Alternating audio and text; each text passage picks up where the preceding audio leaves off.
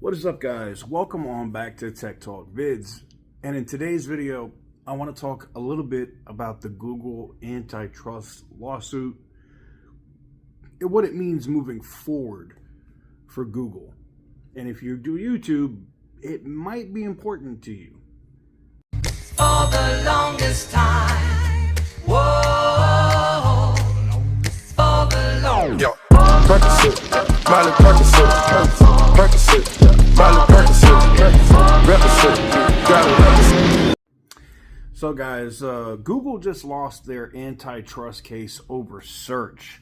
I saw this morning, but I was a little busy trying to move assets and stocks and other things around because it was a busy day.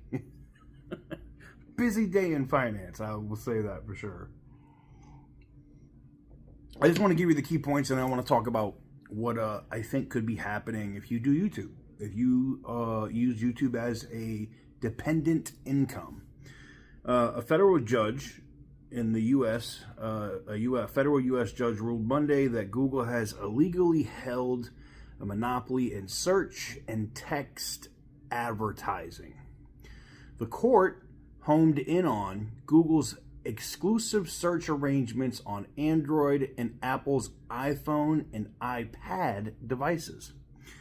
The Department of Justice and a bipartisan group of attorney generals from 38 states and territories, led by Colorado and Nebraska, filed similar but separate antitrust suits against Google in 2020. The federal U.S. judge ruled Monday that Google has illegally held a monopoly in those two marketing areas that we talked about before. The court found that Google violated Section 2 of the Sherman Act, which outlines monopolies.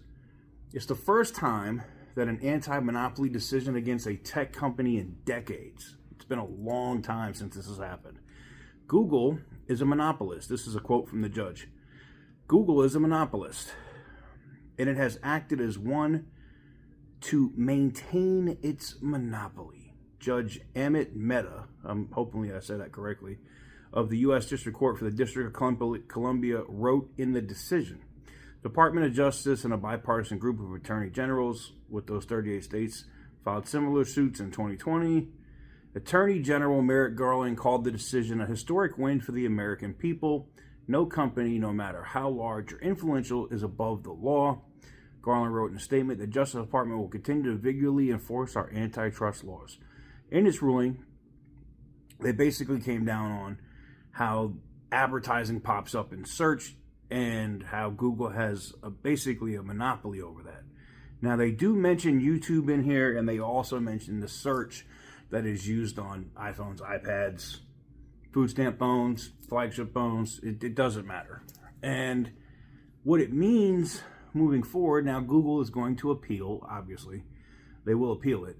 But I don't think this is a partisan issue. I don't think, especially where this came out of the District of Columbia, I don't think this is a partisan issue, and both parties, both ideologies in the United States, both want to slap Google around a little bit because they have too much power on what you're able to see on your television, on the videos that you watch, on the internet.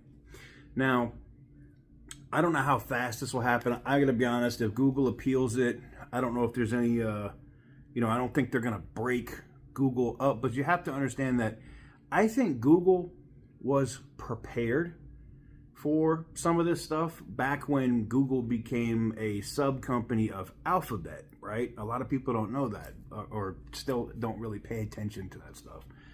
But when they broke everything up and kind of made, YouTube its own thing, Google its own thing, and all these different things under the company of Alphabet.